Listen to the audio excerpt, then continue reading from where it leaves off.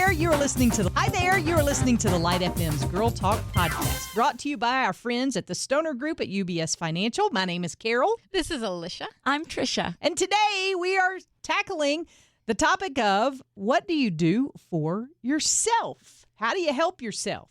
So who wants to dive right into this very, because I'm terrible at this. Who's good at helping themselves? It's hard. You know, it makes me think of that quote that everybody says, God helps those who help themselves. That's not true.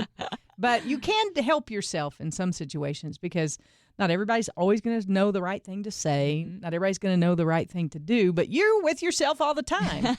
And so you kind of have to keep tabs on yourself. And you found some things that really have worked for you during this season of your life. Yeah. You know, it's been a tough time. There's no question about it. And I find myself more tired than usual, pulled in different directions. And, you know, things are starting to take a hit, like my energy level and my ability to be positive and my parenting and my self-esteem. Sure. So I kind of had to just take a long, hard look and go, hold on, I need to figure out a couple of things to help myself. Like, what can I put into play? And I was also kind of spurred on by that running app that we use. Oh, yeah. Carol and I use this running app, and there's a coach. And he talks about coaching yourself. He talks about, you know, what are you telling yourself? He says a little more carrot, a little less stick. Yeah, How are you that's so talking to true. yourself? All these things. So it got me thinking, if I make a point, if I'm intentional about trying to help myself better, I'm going to feel better. That's and then true. I'm going to act better. So I was kind of breaking it down into kind of like a mind, body, spirit approach in terms of how I'm trying to help myself. So I started journaling. And I'm not a journaler. I'm not a writer. I know you girls do that. Carol so especially. helpful. I love it. Well, I have made myself do it, and it really is helpful. It unleashes a lot of things that are kind of stored in the mind. It's a way. It's a way to talk to somebody without having, like, if you're at a place where you can't talk to somebody, you know, you can always talk to God. But if you can't even figure out the words to share, if you write it down, I find that's just a way to dump it out of your head. And it's a way to talk to someone without having to share all of your hurting and whatever you may be going through. Well, and here's my thing about journaling is if I ever come to an untimely death, y'all go to my house and get all those blank notebooks. Yes. Because if people weren't convinced I was crazy before. I have a thing that says, in my will, it says, please burn all my journals. Yeah. But here's the thing with journaling. Yeah, here's the thing with journaling with me. If I can get it out of my head and on paper, then I'm a pretty good problem solver. I'm pretty creative with how do I get through this? But if it just rolls around in my head all day and I just let it go crazy, because I picture my mind as a huge whiteboard, you know, that you write off the edges of.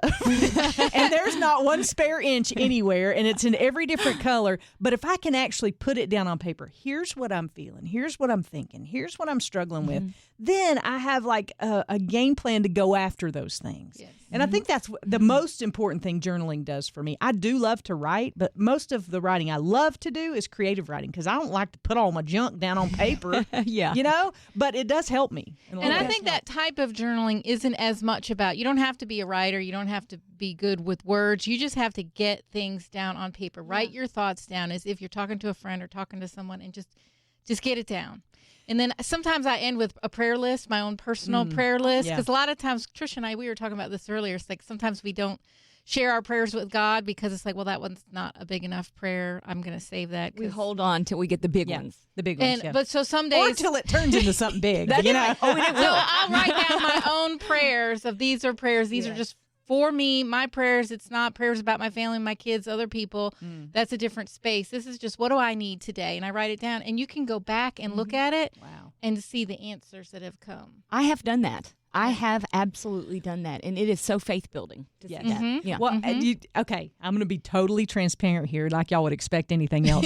But do you ever have a friend who's just trying their best to help you, but they just are throwing scripture at you, and inwardly you're rolling your eyes? Yes. You're like, oh my word, if I hear it. Because most of us are at a place in our faith where we know what to do. We know the answers. We know God's faithful. We know He's good. We're just not feeling it today. But here's what an exercise that I found to be so helpful when I get to that rolling eye period. I fold a piece of paper in half lengthwise, and I write down everything about my problem on one side that I know to be true. You know, how frustrated I am and how mad I am and how I feel. And then on the other side, I write down everything that I know to be true about God. Yeah, that's so And really? Yeah. Wow. And it takes me out of that place of rolling my eyes and going, ugh, don't ever say that to me again, to a place of, okay, I see this. I see what God, may not necessarily see what God is doing, but I can see him in the middle of my situation. Reminds you of his faithfulness in the past. It does. Wow, that's really powerful. I never thought about that. Yeah. I might try doing that. I think I got it from a Beth Moore study one time when I was doing that, but it really has been powerful. Now I don't do it every day. I still roll my eyes. So if you're one of my friends who likes to share scripture with me, then just know I'm going to roll my eyes at you. We're going to give her a piece of paper. Fold it in half. I'm probably going to close my eyes when I do it because I don't want you to know. But it's interesting that we're talking about this because a couple of days ago I found this clip from Johnny Erickson Tata. She's paraplegic. Oh, yes. Was injured in a diving accident, but has continued to find joy in life. And she was talking about helping people in pain. And she said this, and I was like, yes. She said, just be with people. And she was like, don't slap down verses like they're, but she said, infuse your life into theirs and just be with people. Was the point. Your presence. The ministry is of presence. So powerful. Yes. And you don't have to say anything. You don't have to do anything. But it's uncomfortable for us because we want to be that friend that has all the answers, or you don't know what to say. You just don't know what to say. So you what do you do when you don't know what to say? It's it can get awkward and hard, and so I think a lot of people just shut down. But here I will say this: I think sometimes when we have a friend who's in pain, we say things to make ourselves feel better, not to make them feel better, because we're awkward and we're I don't know what to say. I'm going to say the wrong thing, and I think we say things to make ourselves feel better. But if we'll just is it okay to say, I'm not sure what to say? Yes, that's the best wonderful thing. to say, because then it allows the person to go, I don't either. There are no words. Yes. Just give me a hug. Or things like, I'm so sorry. Yeah. I'm sorry you're hurting. Yeah. I'm sorry that you're going through this. And we have shared an article back and forth between Trish and I don't know if we shared it with you, but it would be valuable for everybody to read because this girl's talking about losing somebody important in her life, and another girl comes along and says, I know how you feel because I lost my family member when I was small, and the girl kind of blows up at her and says, okay, you win. And it's one-upmanship. And it's not helpful in that moment because you just no grief is the same. No loss is the same. Yeah. No, but I will say this: when you come through it on the other side, you have a new appreciation of pain and how that works. I was texting with a friend this morning who's really having a difficult time in her marriage, and we were talking, just texting, and I told her, I said, I feel especially equipped to battle for you because I know the other side and the heartbreak that brings. Because I went through a divorce and I know the price that you pay. It's not going to be the same, but I said, I know how to battle for you in your marriage because I've been through that. So I think there's a point in time where we come to the other side and we have something valuable to bring, but that comes through healing and time and all those things. Is it always going to hurt? Yeah, I think it is. But I also think there's some healing that comes from being able to share our story and to battle and to walk and to be with people during those painful moments in life. That's one of the things that I do to take care of myself is spend time with people. People that I feel like I trust, that I understand, that get me. Yeah. It doesn't have to be someone who's gone through something that I've gone through, but it's someone who has that compassion.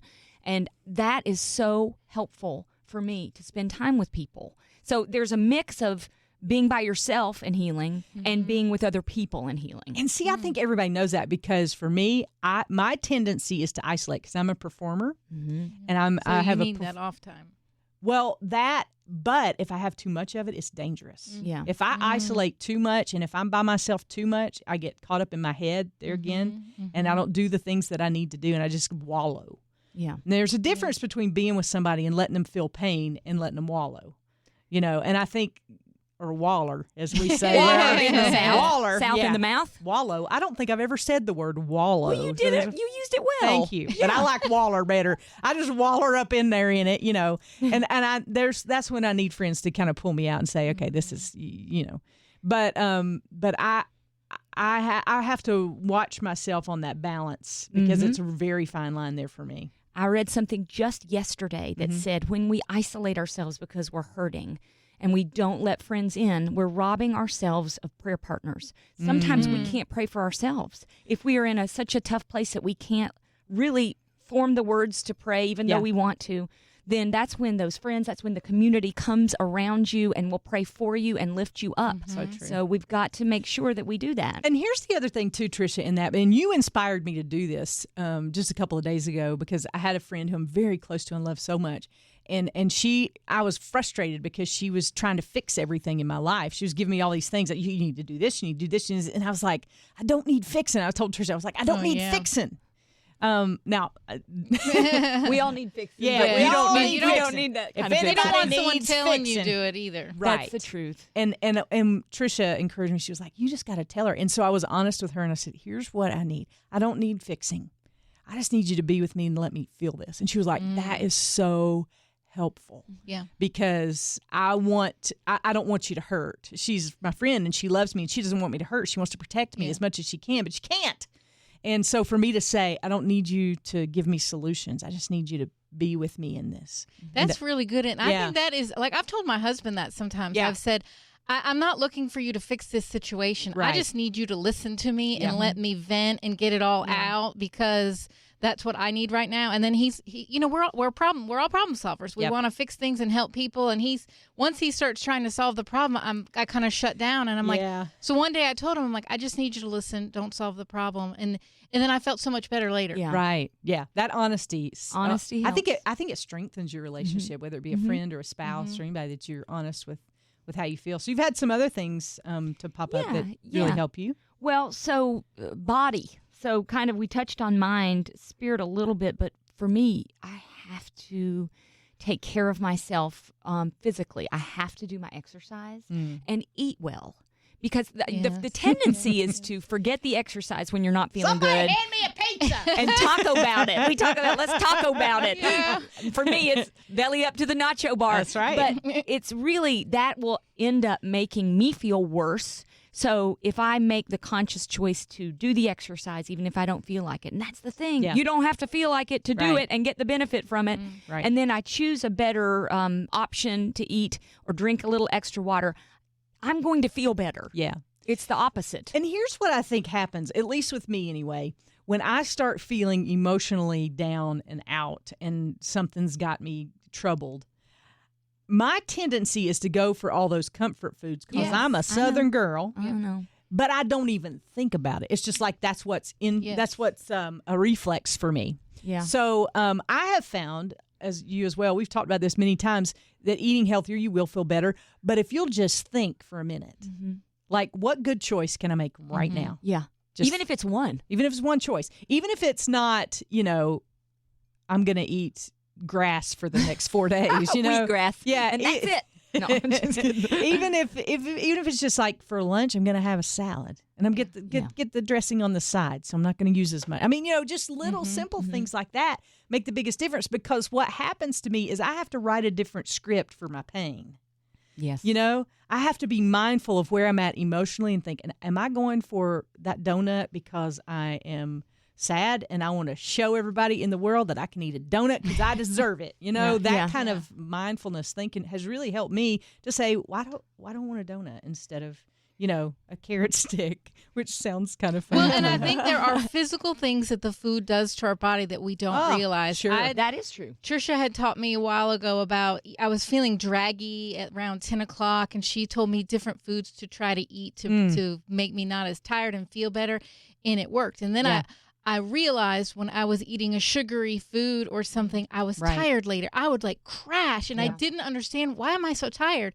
It was because of the food I was eating throughout the day. Yep. And I'm like you, Carol, like you say, it's too easy to always go for the bad stuff. And I have to get in a better habit of having more things accessible. There you go. Yeah, there you Prepare. go. Yeah, prepare ahead. But we used to talk about this where I used to work at the Weight Management Center, was oftentimes when we choose those comfort foods, those quick carbs, those things that are easy to go down, we are stuffing our feelings down. So if you imagine your feelings are here, but you don't want to experience them, and you put a layer of bagel and bread or, donut, whatever it is, it's buffering you from the feeling. But if you allow yourself in a safe place to experience the feeling, you watch, those cravings will start to dissipate a little bit. So Not it's like always, numbing but a little them. bit. Yes, Yeah. we're numbing them temporarily, but then they come back worse. Well, Yeah. then you have So- the added feeling of Guilt.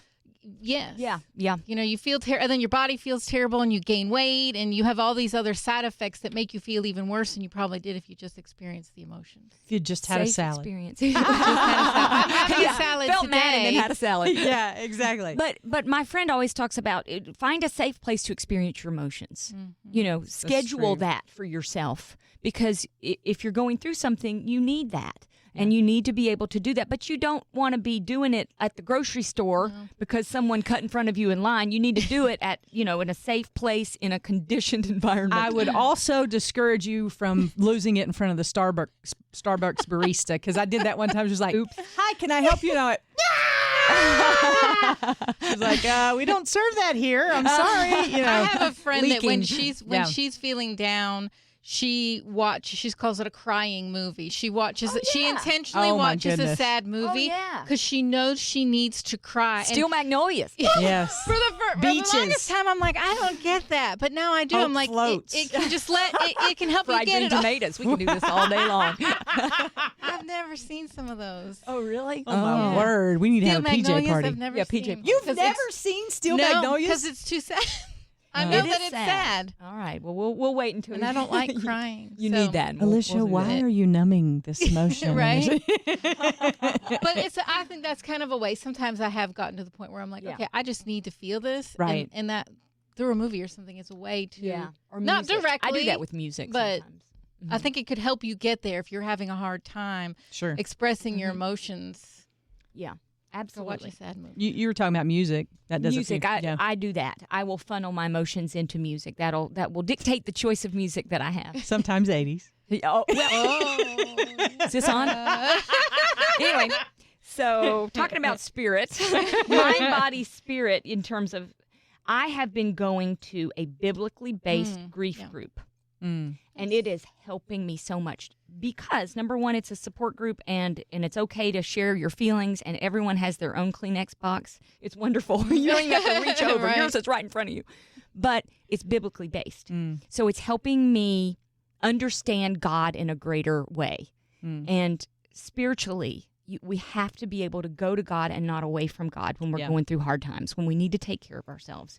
So true. Some of the tendency can be to run away for me, but I need to go forward toward God. That's my tendency too. And do you think it's because we think God expects us to be happy about what life brings us all the time? Rejoice always. Yeah. Do you think it's that? I'm just thinking I out loud. found myself to be angry. I'm Yeah. angry at Yeah. God. Like, God, how could you, take my mom? How could Yeah. my dad be in this situation? Why are we here?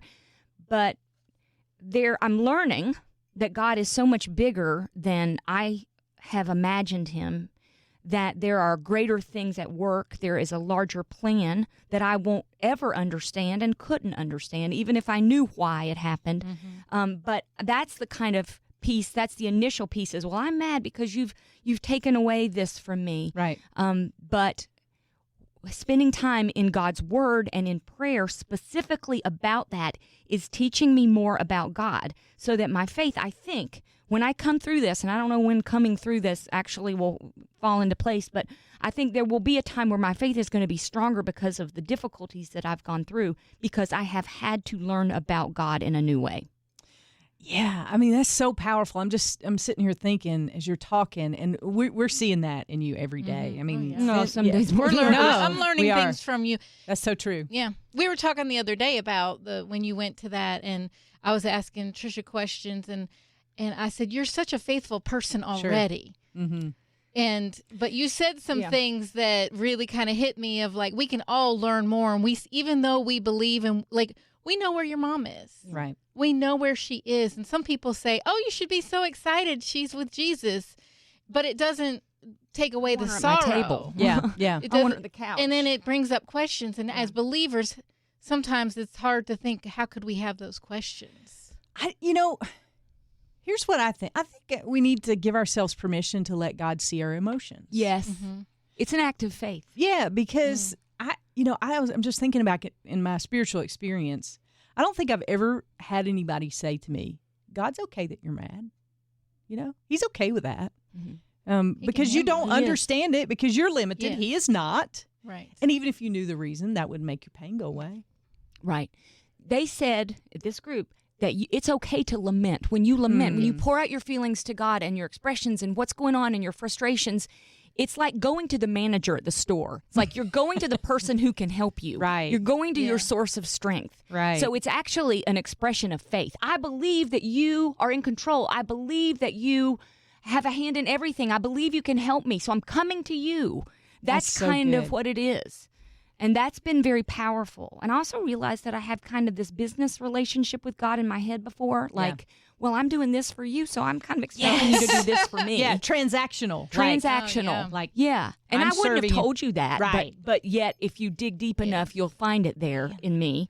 But I'm learning to not do that. I think we all do that to some extent, you know. Yeah. We've checked all the boxes. you Yeah. know, and we're in a Bible study, and we go to church, and we do all these things, and we expect him to do things the way we want him done. Yeah. And he does not behave. Well, we wonder why an athlete that's in perfect health that eats really great has a heart attack. I know. That's true. Like, an how does that unknown happen? It's heart always like a condition. question. Yeah. It's true. And we will never understand, because we're not God. We're limited by our minds That's and helped me a lot. Me too. our to- experiences. We don't have to understand. Yeah. And I go And back. we can't understand. I go back to the verse I chose when I was, 19 years old as my life verse. I never knew that it would have such meaning, but it says, trust in the Lord with all your heart and lean not on your own understanding. That is the bigger part for me. Yes. I'm writing that down. I can say I trust in the Lord all day long, but I lean on my own understanding do. of Yes. situations, my own understanding of what's going on, my own understanding of even the solution. And that's not trusting God. That's trusting me. And I mean, how many amens can we get that Carol ain't God? Because I can tell you, we'd be wallering around and eating liver mush and everything else. But I think that is so true. We need to give ourselves permission to show God our emotions and to express them to Him, because there is a, you know what? I was just thinking of this. You only share your emotions with people you respect. Oh, yeah. Yeah. Mm-hmm. That matter. That's matter. exactly right. Yeah. That love you no matter what. Mm-hmm. And so why don't we express those to God? I don't know. Wow. Well, we've dug a pretty deep hole here, girls. I'm so glad y'all are so smart, because we're learning this thing step by step together. So thank you for being here. Make sure you take time to take care of yourself. You take care of your mind. You maybe right today you want to go buy a blank book, or you can come to my house. I have plenty. I get yourself a blank book. Write down some of the things that you're feeling. Help yourself work through some of those things. Get it down on paper, because here's the thing: as long as it stays in your head, it's just going to be this big problem out there. So write it down. Try journaling. We'd love to know how it works for you. Yeah. I would also encourage you to fold that piece of paper in half. Write down everything you're feeling on one side. Write down everything you know to be true about God. See if that helps you, eat the right foods, get some exercise, get some sleep. My goodness gracious. Good I one. believe 80% of our problems would go away if we'd all just get a good night's sleep. So make sure you're sleeping right. Make sure you're sleeping right, and fill yourself up.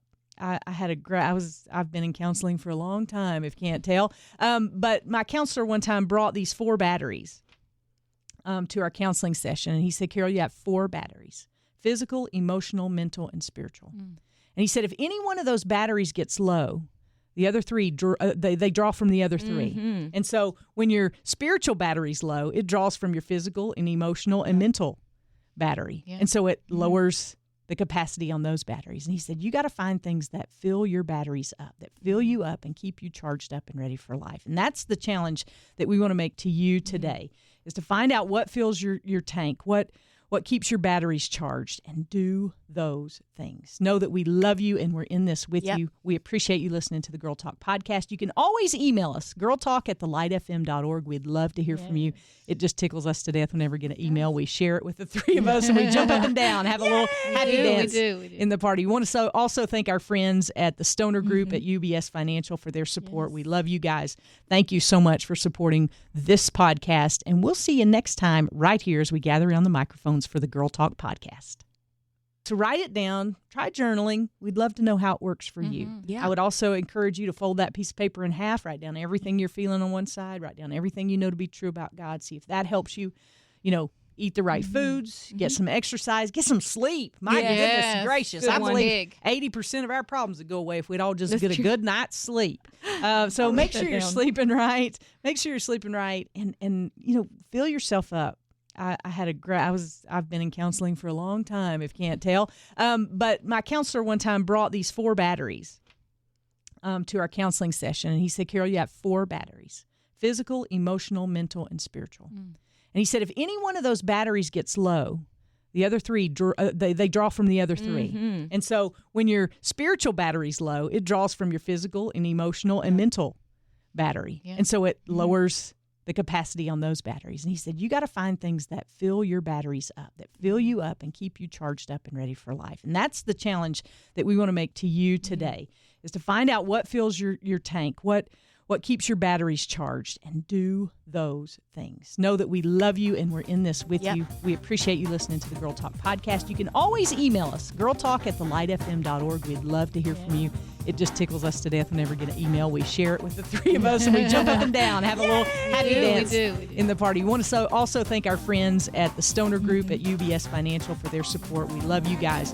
Thank you so much for supporting this podcast. And we'll see you next time right here as we gather around the microphones for the Girl Talk podcast.